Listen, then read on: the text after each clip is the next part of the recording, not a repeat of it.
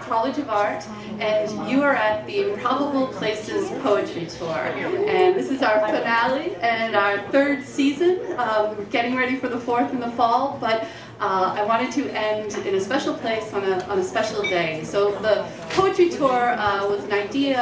It's all about bringing poetry to places where you wouldn't expect it. And I have my three loves, you know, poetry, Beverly, and musician. So I thought, so today is a great day to do that here because it's one of the best days in Beverly, and I get to share the stage with my favorite musician in the whole world, and some of my favorite poets are here today. So you're in for a special treat. And so I thought I'd kick things off and read a few poems, and then what I'm going to do is I'll introduce a few poets at a time, so get ready if you hear your name, you're next on stage, and then we'll also have some musicians throughout the day too. The bar is open, and there are three signature drinks. One is the Bukowski Barfly, which is quite dangerous, I've heard. Oh, that's cute. The other one is the Elizabeth Bishop Sidecar, my favorite. And then there's the Martina Spada, strong, fiery, watch out. We've never done this before, so we haven't worked together in 20 years. So, stop it. I like it, Chris. Keep going. And right.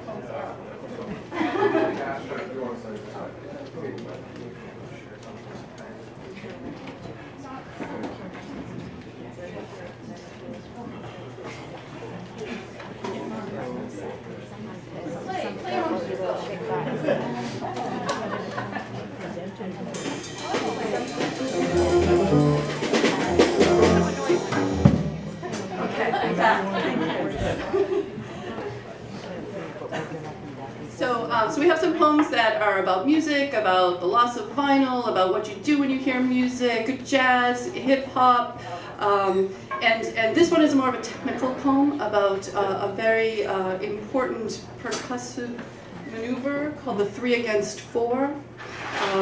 So polyrhythm, and it sounds like this. Okay? That's what the poem's about.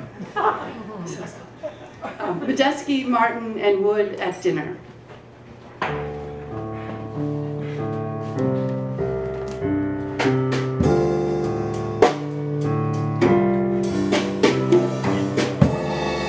For starters, we'll serve an old recipe in an African bowl. I'll be Martin. Salt peanut, salt peanut. Someone will yell, slam down 1943 wine, leaving it dizzy in the glass. And you, Wood, sure, it's your turn.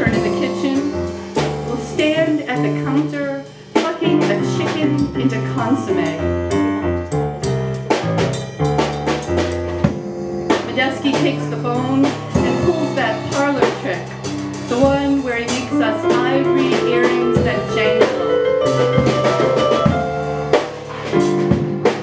Between courses, we all trade places. The musical chairs like sugared up partygoers on pop rock. And now I want to be Medeski so that I can tell a story. A you're not gonna believe it kind of story. But someone, maybe it's Wood, who never sits for a minute, says it's time for mashed potatoes. And things get heavy. We look under our plates for kin, soft a few napkins with tears. But I'm still telling the story about the 3 against 4 bar fight. The one where everyone walks away Reservoir Dog style. And then, out of nowhere, Martin serves us cornbread. Some in lollipop sticks, some in mugs, which is how some food just has to be served. And we all get quiet, thinking maybe we should wait for John Cage. Maybe he's just running late. But then someone, maybe it's Wood, but it could have been Martin, breaks the honeyed silence and yells with just his hands, "Pass the goddamn butter!"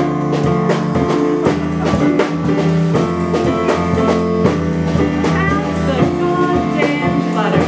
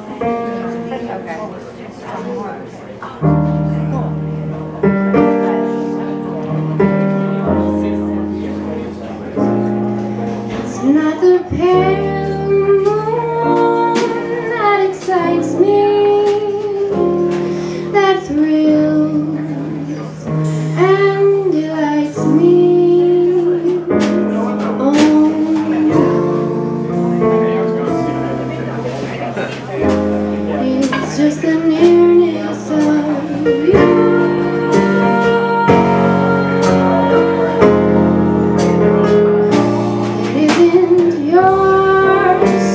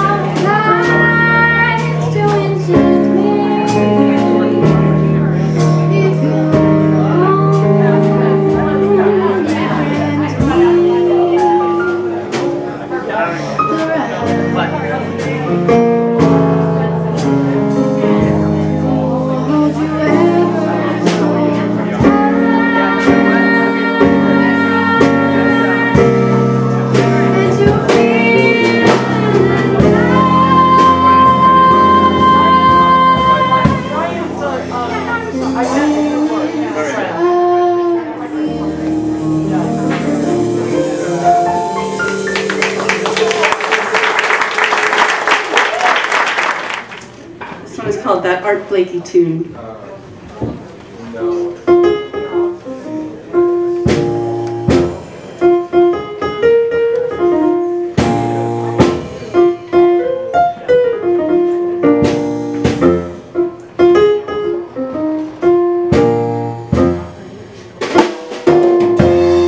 It is the music that happens in the pockets of life, a wordless call and response, traded across dinner plates through the blur of the wine glass, in between shoulder blades during really deep laughter, over that old story that grows each time told, some repetition, a pattern that you both recognize from some earlier collection, some different dinner. And then he looks at you with those speakable eyes, the language that is lost to others, as indistinguishable as Basque to you. But you get it. Every word glanced across that dinner table, over and again.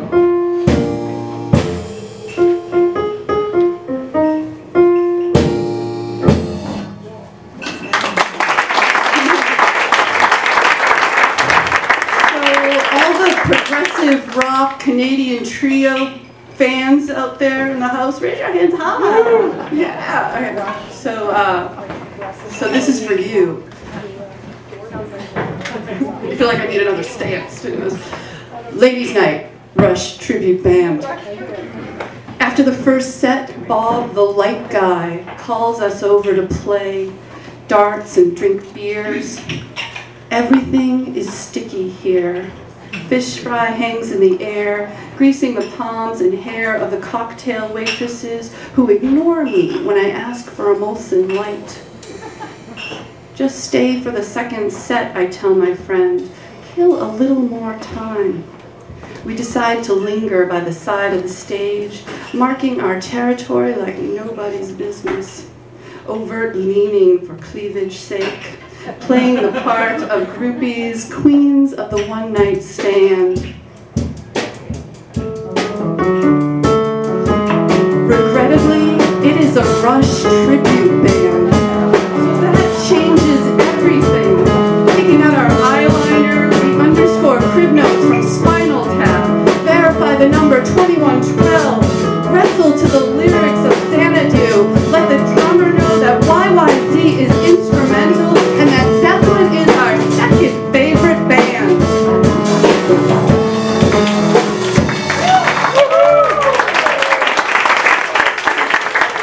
I don't want to say that we met while listening to a progressive power trio, but maybe. And this last one is a poem for Sue Michaels, who is my wonderful mother-in-law, who is sitting there.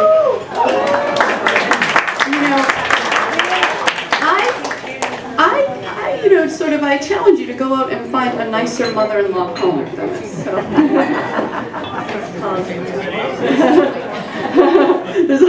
And this is the another one. February 24th, 2012. Mercury, Jupiter, and the moon appear in one rare straight line the night I cook my mother-in-law's birthday dinner. We count them off: heat, ring, glow. She has bent the handles of her measuring cups, perfecting chocolate chip cookies and lemon squares. If sugar were a dress, she'd say, "This old thing?" I'd get her a stronger set, heavy and shiny. They have none of her modesty, but now she can level flour with her palm, continue to pierce constellations in pie crust. More cook than baker, I tell her I'm caramelizing, like cartwheels for kids and the rumba for couples.